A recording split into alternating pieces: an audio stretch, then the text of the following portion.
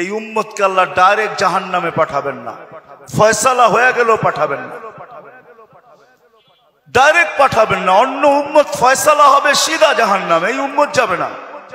এই উম্মতকে আল্লাহ এক জায়গায় নিয়ে জড়ো করবে। জড়ো করা বোঝেন তো? একত্রিত করবে। ওই জায়গায় নিয়ে করবে যেই জায়গা দিয়ে আলেমরা জান্নাতে যাবে।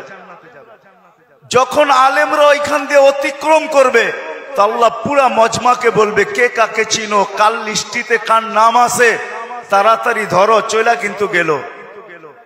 তো যায়া ধরবে, হযরত আপনার লিস্টিতে তো আমার নাম আছে, আপনাকে তো আমি চিনি, মহব্বত ছিল, ভালোবাসা ছিল, আসা যাওয়া ছিল, উঠা বসা ছিল, চলাফেরা ছিল, খাওয়া লওয়া ছিল, আর শুনেও আসতেছি আপনারা সুপারিশের অধিকার পাইছেন। আল্লাহ আপনাদের সুপারিশ কবুল করবে, আমাদের ফয়সালা জাহান্নাম হয়ে গেছে, একটু যদি হাত উঠায়া দিতেন হয়তো নিষ্কৃতি পাওয়া যেতাম। তো আলেমরা দেখবে যে ঠিক কিনা তার কথা, ওইখানে আল্লাহ প্রমাণিত করবে প্রজেক্টরের ভিতরে, দেখতে সে যা বলবে ওটা সত্যায়িত হইতে থাকবে। তারপরে আলেমরা সম্মিলিতভাবে আল্লাহকে বলবে, আল্লাহ আমরা জান্নাতে যাব না। আল্লাহ বলবে, কেন যাবে না? এরা সবই তো আমগো লিস্টির মানুষ, সবই তো পরিচিত, এরা দোজখে চলে যাবে আর আমরা জান্নাতে চলে যাব। রাসূলুল্লাহ সাল্লাল্লাহু আলাইহি ওয়াসাল্লামকে মুখ দেখাবো তো দেখাবো কি? যাব না। বলছে কেন, কখন যাবে? এদেরকে দিলে যাব, তা আল্লাহর রহমত জোশ আসবে, আল্লাহ বলবে যে যাকে চিনো নিয়ে চলে যাও, এটার নামই সুপারিশ।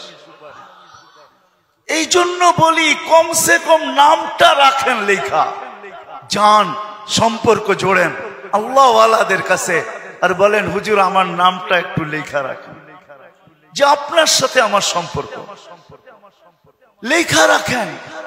চড়বেন তো, নাইলে আমি এত লম্বা কথা বলতাম না। আর তিথি হইল আজকের থেকে কোনোদিন নামাজ ছাড়বো না, ওয়াদা কিন্তু পাক্কা।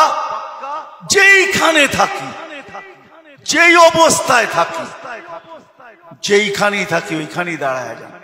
কারণ আমি অসুস্থ, আমার চোখ উঠছে, তা নিয়েও আমি আসছি, কিন্তু ওয়াদা দিছি এই জন্য চলে আসছি। আমি আসছি গত 9 তারিখে, 1 মাস টানা সফর করার পরে আমেরিকা থেকে আসছি, আসার পরের দিন থেকে অসুস্থ। আর প্রতিদিনই প্রোগ্রামে যেতে হয়, কেননা ওয়াদা। এরা কি জবাব দিবে মানুষের সামনে? ইজ্জত বেজ্জতির প্রশ্ন বিদায় চলে আসছে, বিদায় শেষ জায়গা আমি চলে আসছি। আসেন ভাবি, ভাববেন তো? পাক্কা ওয়াদা করতেছেন?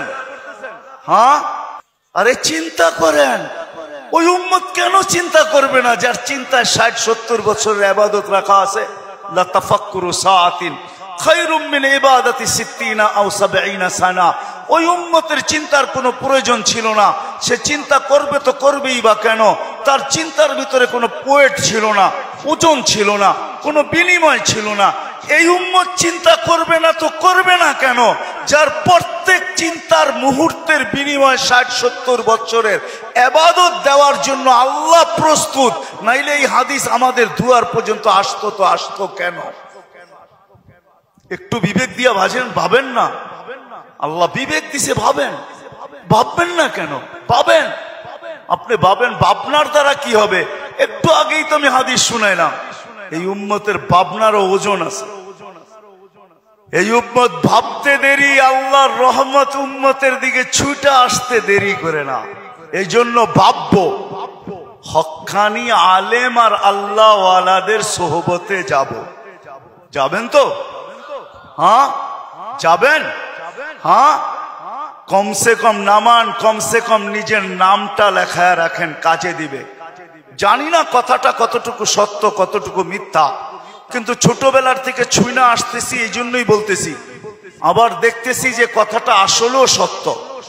ইউসুফ আলাইহিস সালামকে যখন বুড়ি কিনতে যান, তো সবাই বলছে বুড়ি তুমি কিনবে তো কিনবে কি কইরা? টেন্ডার তো সবার আগে শো কইরা বসে আছে মিশরের বাদশাহ। এর টেন্ডারের উপরে যাবে তো যাবে কে? সবচেয়ে বড় বুলি সে লাগায় বসে আছে, তুমি কিনবে তো কিনবে কি কইরা? বলছে আমি কিনতে যাইতে চাইতেছি না, আমিও জানি কিনতে পারবো না, কিন্তু আমি চাই লিস্টিতে আমার নামটা থাক। কিয়ামতের দিন যদি লিস্টি খোলা হয় যে ইউসুফের ক্রেতা কে কে ছিল, আমার নামটাও যেন আসে।